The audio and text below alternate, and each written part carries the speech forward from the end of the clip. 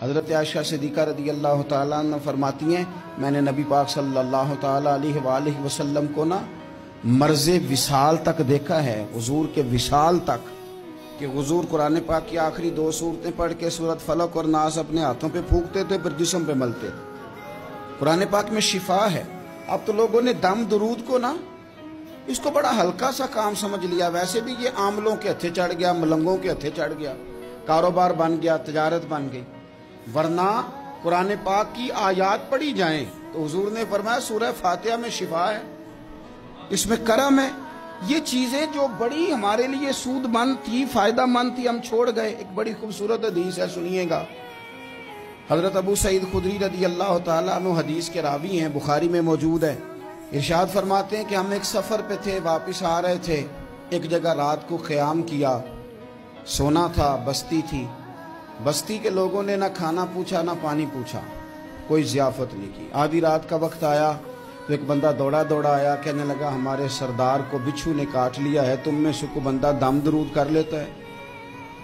تو ایک صحابی کہنے لگے کر تو لیتے ہیں، پر تم نے چونکہ ہمیں کھانا پانی تک نہیں پوچھا، تم اگر دم کراؤ گے تو مفت نہیں کریں گے۔ بخاری پڑھ رہا ہوں۔ پیسے لگیں گے۔ کتنے پیسے؟ بکریوں کا ایک ریوڑ پورا۔ شارحین نے لکھا 40 بکریاں۔ کنے دما دیاں؟ او بھائی اس سے کوئی بندہ جواز نہ لے کہ پیسے لینے جائز ہیں، اس سے جواز نہ حاصل کرے۔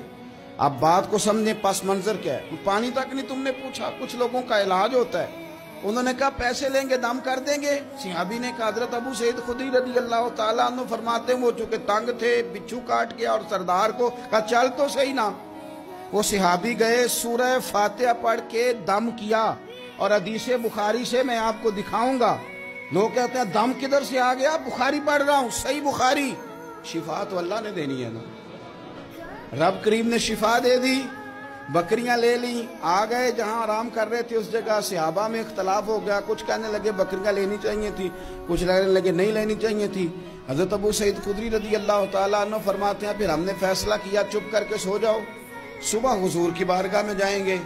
اگر کریم نے کہا لینی چاہیے تھی پھر تو موج بن گئی، اور اگر کہا نہیں لینی چاہیے تھی تو بکریاں ہانک کے واپس کر دیں گے۔ مسئلہ کیا ہے؟ کہتے ہیں صبح گئے حضور کی بارگاہ میں، جا کے مسئلہ عرض کیا، یا رسول اللہ انہوں نے بھی پانی کوئی نہیں پوچھا تھا، ہم نے بھی کہا دم کریں گے تو پیسے لیں گے، تو ہم نے یہ بکریاں لی ہیں۔ شارحین لکھتے ہیں 40 تھی شاید۔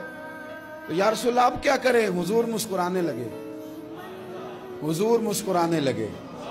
جس کے گچھے سے لچھے جڑے نور کے، ان ستاروں کی نزہت پہ لاکھوں سلام، اور جس کی تسکین سے روتے ہوئے ہنس پڑیں، اس تبسم کی عادت پہ لاکھوں سلام، اور ان کی باتوں کی لذت پہ بے حد درود، ان کے خطبے کی ہیبت پہ لاکھوں سلام۔ حضور مسکرانے لگے اور مسکرا کے پوچھا اچھا پڑھا کیا تھا؟ یا رسول اللہ سورہ فاتحہ۔ فرمایا سکھائی کس نے تھی؟ کہ یا رسول اللہ آپ نے۔ فرمایا پھر آدھی بکریاں میری ہیں آدھی تمہاری ہیں، اور میرا حصہ نکالو نا۔